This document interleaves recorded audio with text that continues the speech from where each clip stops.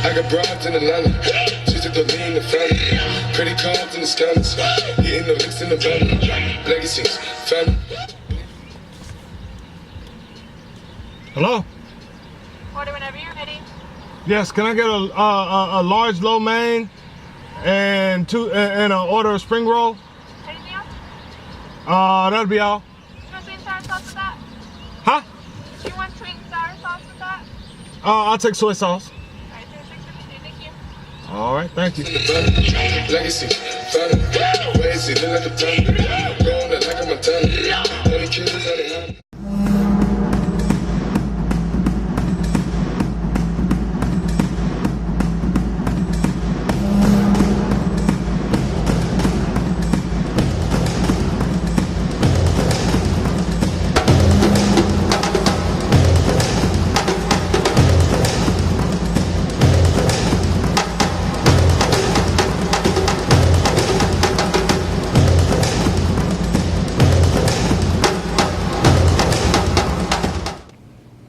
Alright, so here we go. As promised, we have the HIPOINT 95 TS with brand new True Glow red dot sight on there that I picked up for about 40 bucks. Really cool optic. I like it. Very useful. It shows great in well-lit areas. I'm gonna show it to you guys and tell you a little bit more about it in just a second. As well as the CANIK TP9SA. I'm almost absolutely speechless about this gun and the way it performed. The more I fired it, the better it got. Just over an amount of, within 250, 300 rounds, I immediately felt the difference in how this gun performed.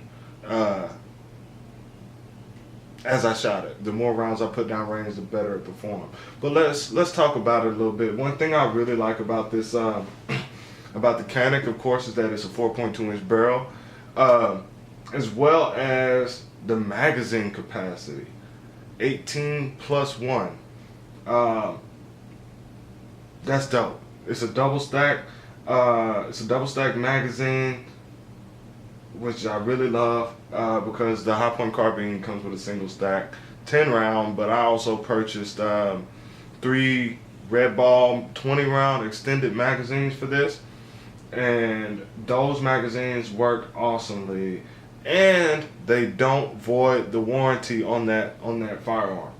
But as far as this gun goes, the CANIK TP9SA 18+1, it's got a Glock style disassembly, a Glock style trigger, interchangeable back straps, a decocker. Now I watched a video not too long ago on this gun, a review on this gun, and one guy was saying that he didn't like the fact that they put a decocker on a double action handgun.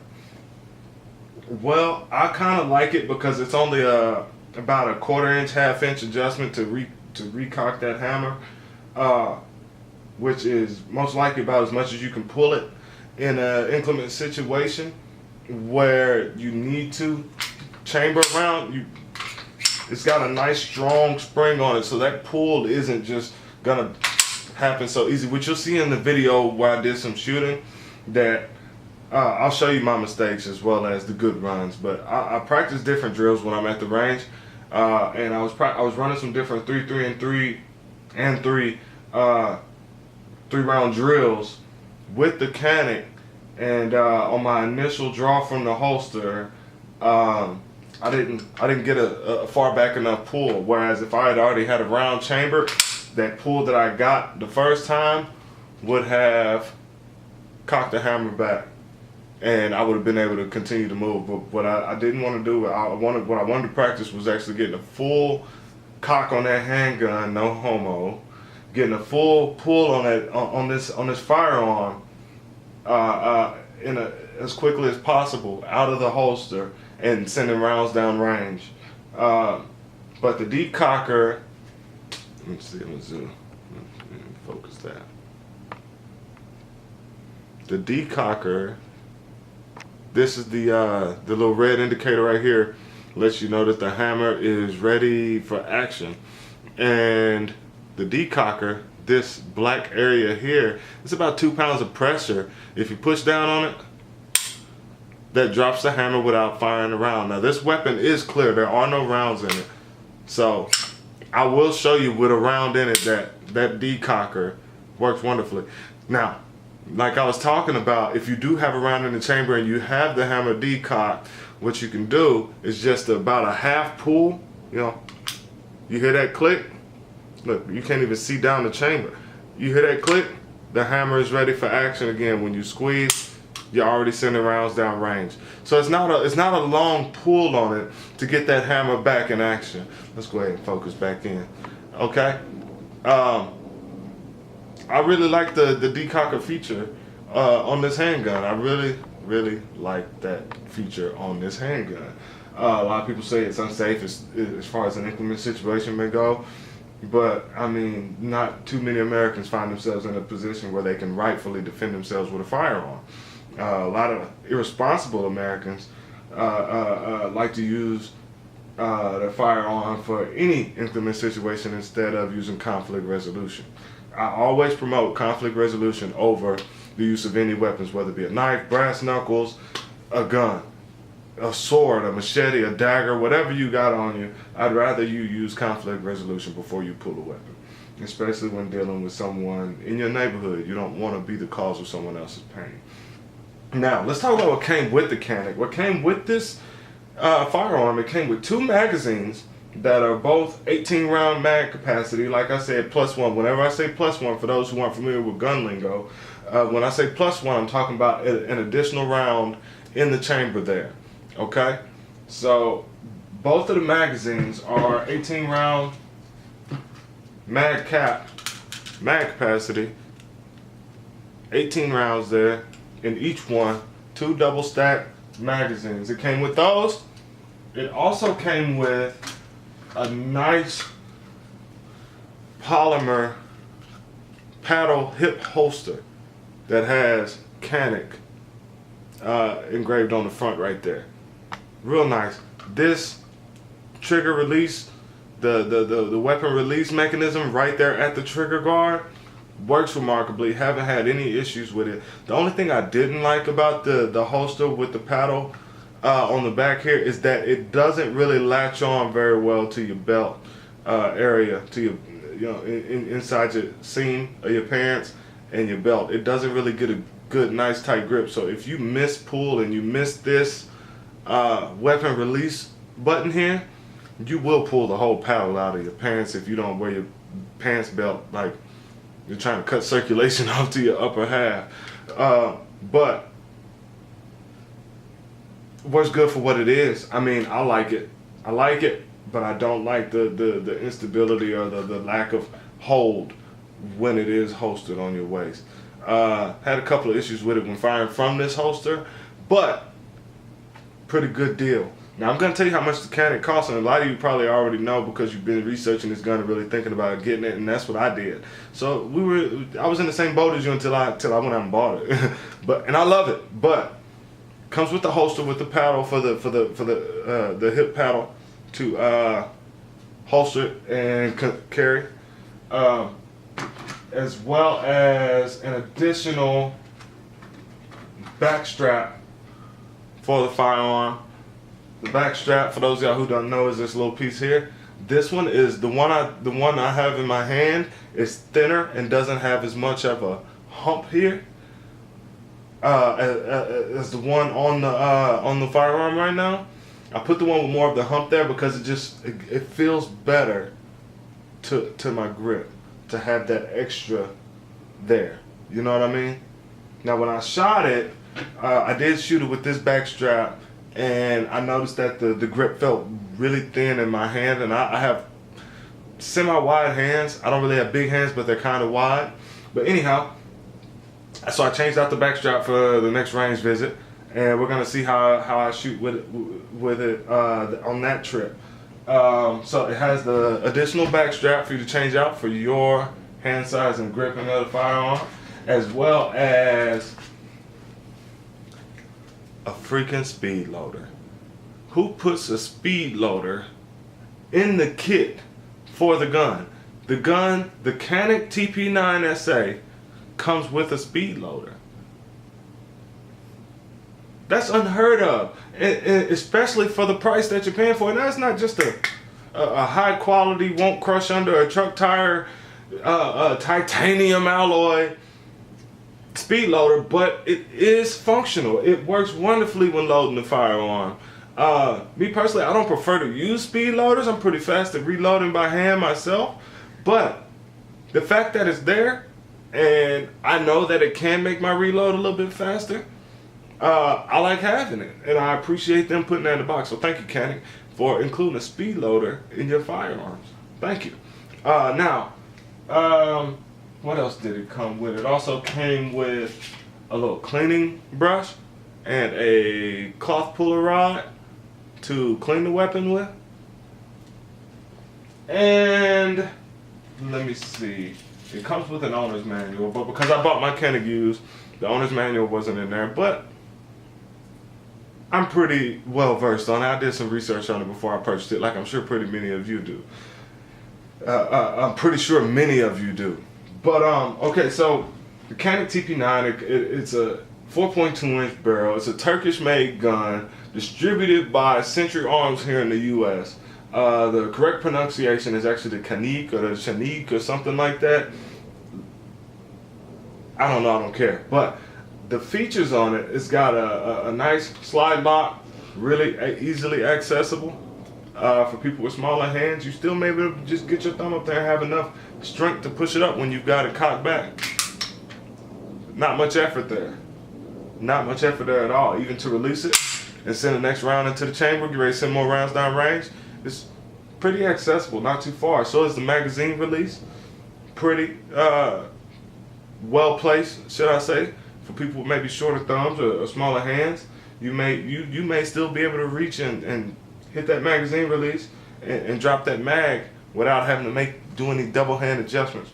The CANIK also has a little 2-3 inch Picatinny rail system here on the front, if you can see it. So you can put attachments on there like a laser or a flashlight or a laser flashlight combo. I actually purchased an accessory for this Picatinny rail, and there's a reason that it's not on there.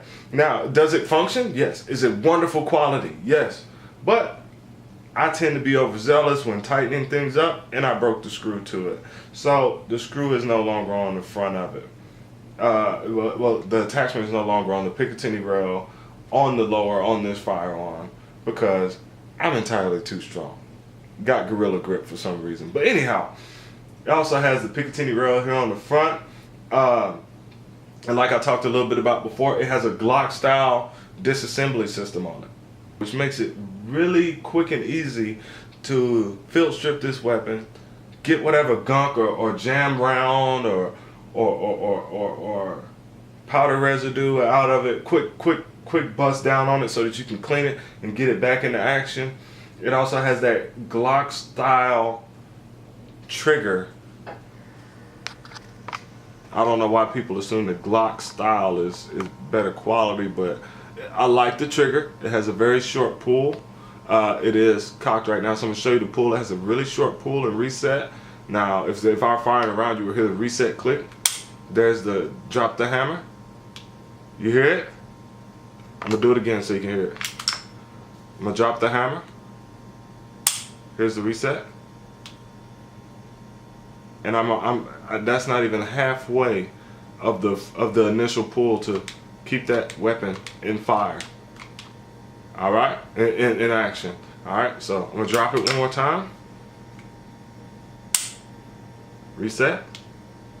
Right there, about halfway. Nice short trigger pull. Got the Glock style trigger, the Glock style disassembly.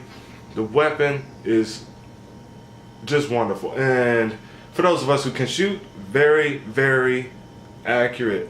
Now, one myth I had heard repeatedly about this weapon before I purchased it, let's get back focused. One rumor I had heard repeatedly about this weapon before I purchased it was that it didn't have rifling in the chamber. It was a smooth bore firearm.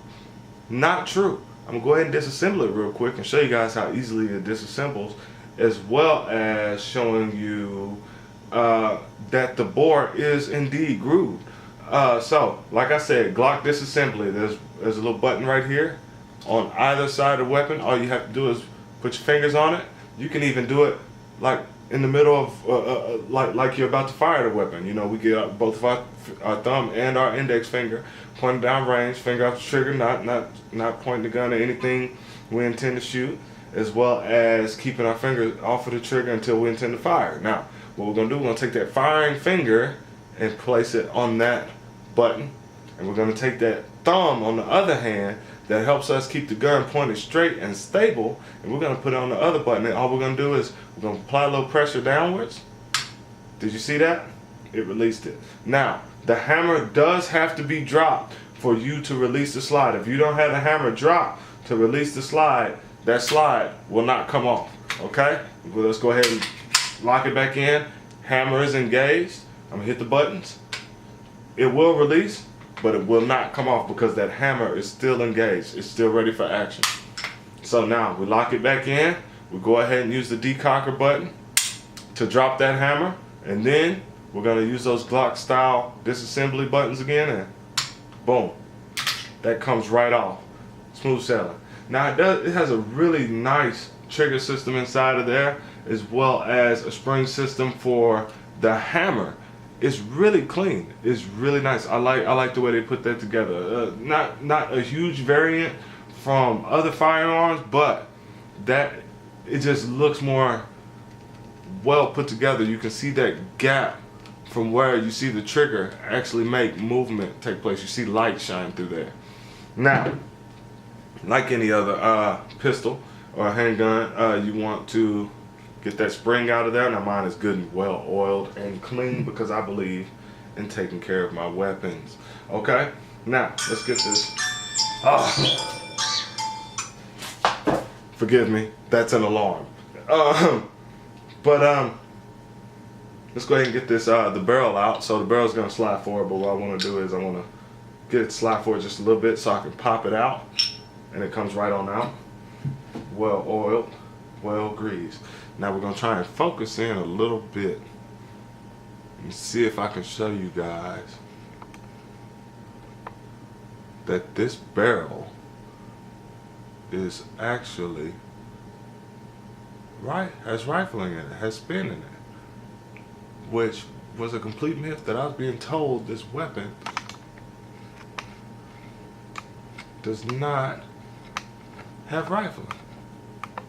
But it does. Indeed it does. I don't know if you can see that, how well you can see that, but it does have, let me see, 1, 2, 3, 4, 5, 6. 1, 2, 3, 4, 5, 6 spins of rifling on the inside. There's not very deep grooves, but there is rifling inside of this barrel. So you do get a nice amount of spin on this on that round, on that projectile as it exits the barrel, the bore. So let's go ahead and reassemble it. Same way you took it apart, you're gonna put the barrel in first, the bore in first. Then you're gonna take that spring where it looks like a little nipple on the tip. You're gonna put that in to the front end, give a little pressure forward on the spring, and it locks right in place back on the chamber of the bore here. Now the reason why I try to keep my terminology correct and say chamber, bore, not say barrel too much, is because barrels are on handguns, on pistols, on revolvers. This is more of a bore and chamber together, because the difference between a revolver and a pistol is that the chamber is an integral part of the bore.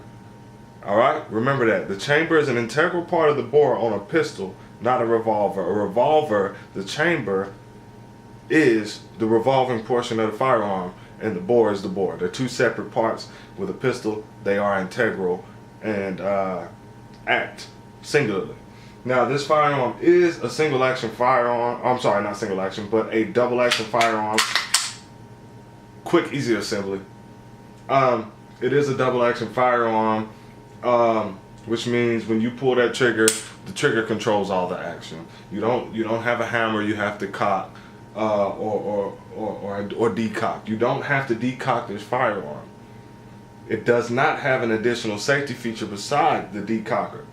So, for those of you who are not that well versed and experienced with firearms, I would suggest that if you're going to chamber a round, go ahead and decock it and practice active, just getting enough pull on it to get that hammer back in action. All right, go ahead and decock that again and set it down. And I want to tell you a little bit about the accessory I got for it. I know I'm probably rambling on a little bit, but bear with me. So what I got was the iProtect. I don't know how to exactly pronounce it, but it's the iProtect flashlight attachment here. If I'm not mistaken, it's like 250 lumen.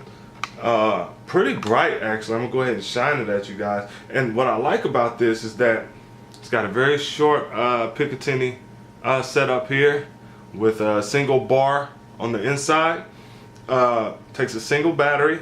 I'll show you the battery so I can tell you what cell it is. I forgot what size it is. Okay, quick detach of the light itself. And this is a CR1238 3.0 volt lithium battery that this takes. Now it does come with a battery, but I would suggest that you either buy another one or a rechargeable battery for it, like I have in the flashlight on my HIPOINT 995 TS. Now, the way to activate this, it is ambidextrous. You can activate it from either side. There's a button here, there's a button here. And with it on the firearm, all you have to do is reach forward with that finger and press one side, or on the non-action side with your thumb, you can press it. Now, it has 3 settings. It has bright, medium, and strobe. With a double click, I get the strobe. Double click, I get the strobe. Single, I get bright, then medium, and the strobe. I like this flashlight a lot. Now, how did I fuck it up? How did I mess it up? What I did was, I got a little overzealous with tightening down these screws. Now, there are 2 simple screws on either side that you can hit with a knife or a flat tip screwdriver and tighten up from either side. What I ended up doing was over tightening, and I broke the screw off of one side, so now one side is just loose. I gotta figure out how to fix that, or possibly contact iProtect. If anyone from iProtect is watching, help me replace this.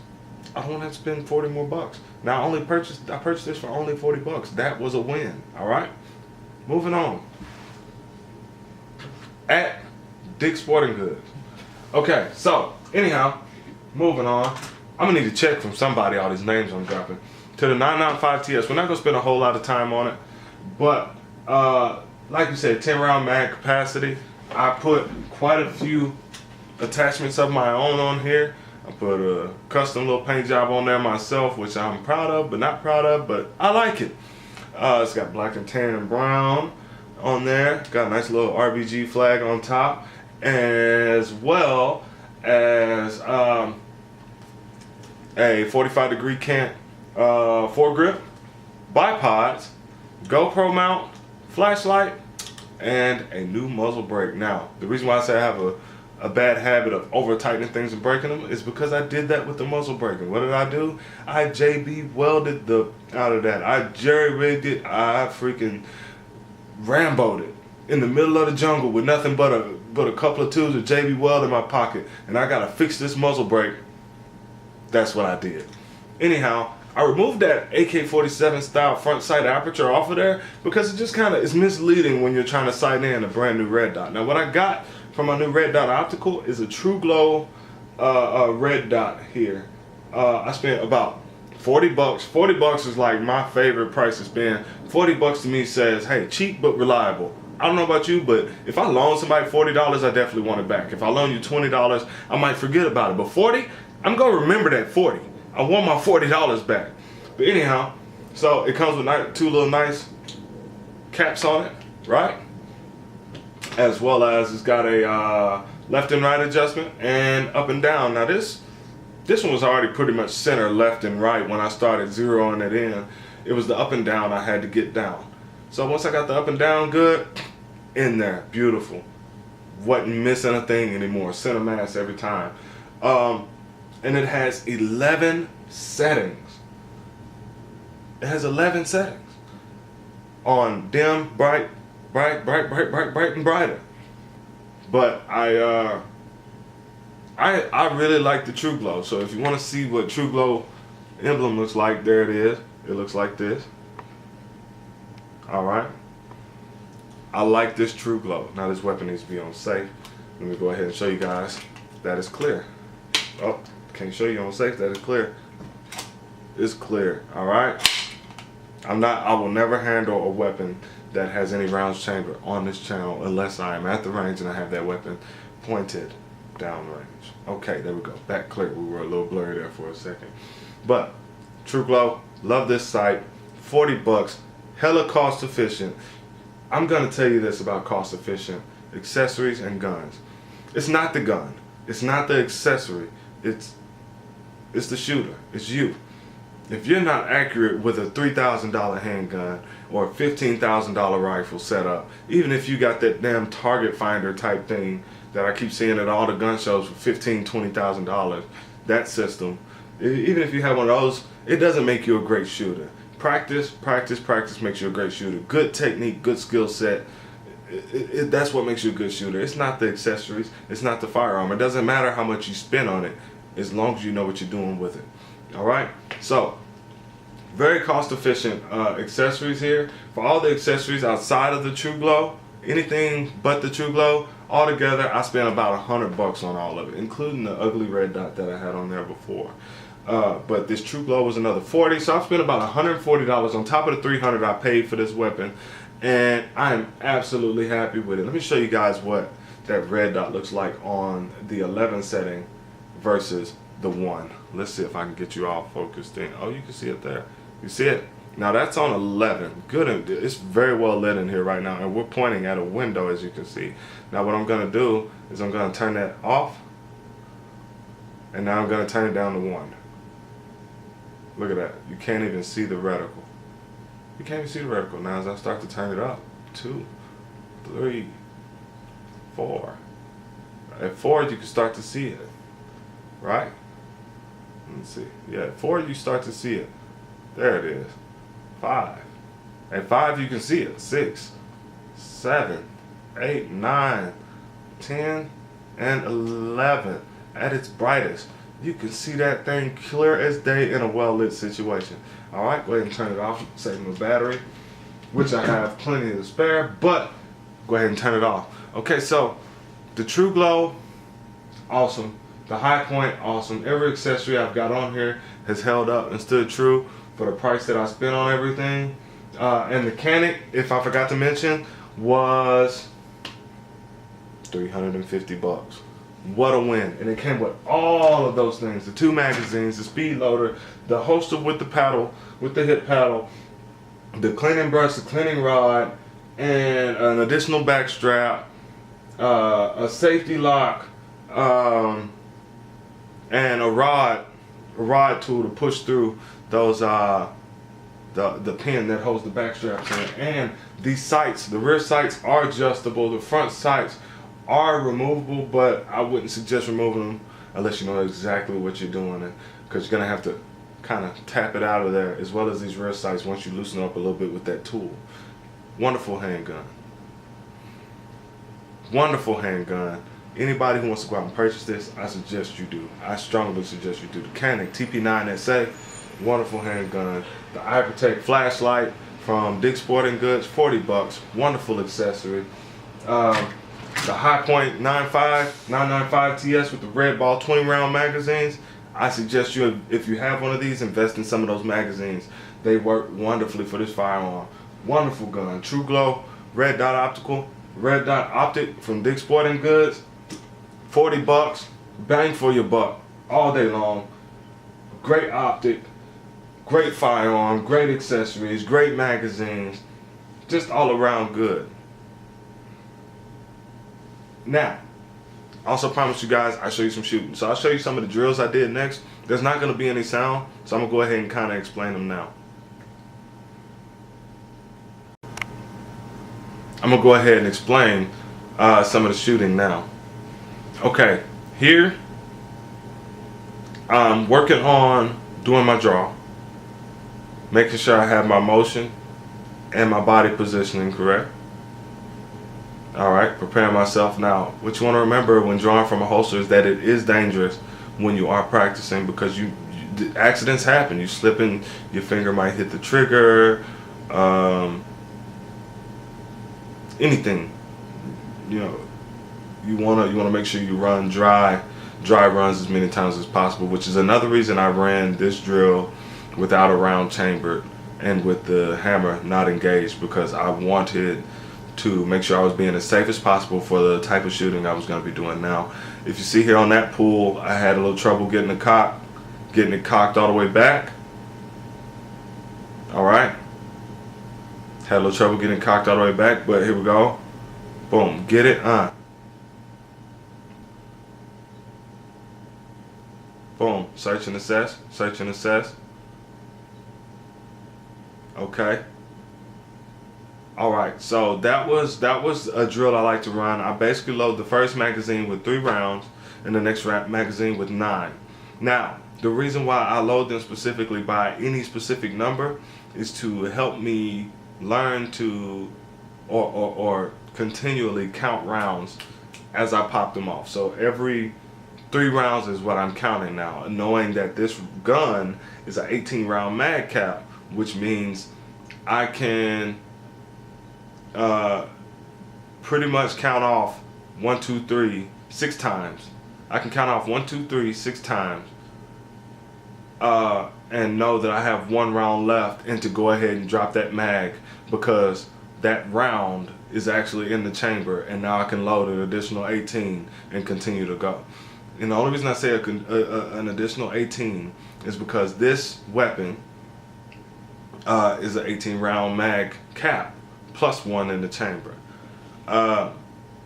Okay, so now I'm gonna show you me shooting the high point. It's gonna be a really quick drill. I'm doing 3 magazines of 10, and the reason I did 3 magazines with 10 rounds in each one, and they are 20 round mag cap that I'm using, but I wanted to do 10 rounds specifically so that I can count it by 10. 1, 2, 3. If I'm doing rapid suppressive fire in that way, what I want to do is count 10s. For me personally, you can count 5s, you can count 4s, because it's 20. So if you count 4s as 5 times, you can let off 4 rounds in a rapid succession.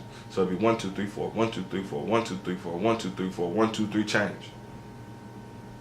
So it'll be 4 sets of 4 and 1 set of 3 to know that you have 1 round left in the mag with a 20 round mag cap. But I ran 10s just to show you that, you know, with a 10 round mag capacity, it is easy to count off 10 rounds in a rapid succession and be ready for the next mag change if you're not going to purchase the Red Ball 20 round magazines for the 995 TS. So yeah, if you're not going to purchase the 20 round magazine, the 20 round Red Ball magazines for the 995 TS, and you're going to just buy multiple 10 rounds, it's easy to count off the 10 and know when to drop that magazine exactly. Now, the one thing I don't like, or that you'll see that I run into here, is that the pistol grip on the 995 TS is extremely wide. So getting my thumb up there to that magazine release and having enough strength in it in that moment after squeezing the trigger so many times to drop that mag and do that kind of that can't shake to drop the magazine was a little bit difficult after squeezing off so many rounds. Now, as you've seen me do some shooting with the gun, with the 995 TS as well as the CANIK. I hope you guys are a little bit more convinced that these are good weapon systems. These are good cost-efficient weapon systems and good cost-efficient accessories for these weapon systems. And I suggest you go out and spend just that little bit of money to better protect yourself and your family and your home. Because who knows, the zombie apocalypse might happen tomorrow. Okay guys, one more thing before I let you go. I got new t-shirts coming. You'll see the link below in the description. You can go and purchase the t-shirts, I don't make much off of it, and I'm actually going to be donating most of the proceeds to different organizations here in the Dallas area to help them facilitate and organize the good things in the community that they are doing. So if you want to buy a t-shirt, you'll see some of the designs right now, like right over here. They'll be kind of popping up and flashing so you can see them. And follow the link in the description. Go buy the t-shirts, and let's start investing in our community. Let's start investing in our people. Let's start investing in ourselves. Thank you guys. I hope you enjoyed the video as much as you enjoyed my last videos. And once again, like I always say, peace and power, because my peace is my power. And I'm such an old man. And my peace is my power. Let's go ahead and decoct that. We're in the house.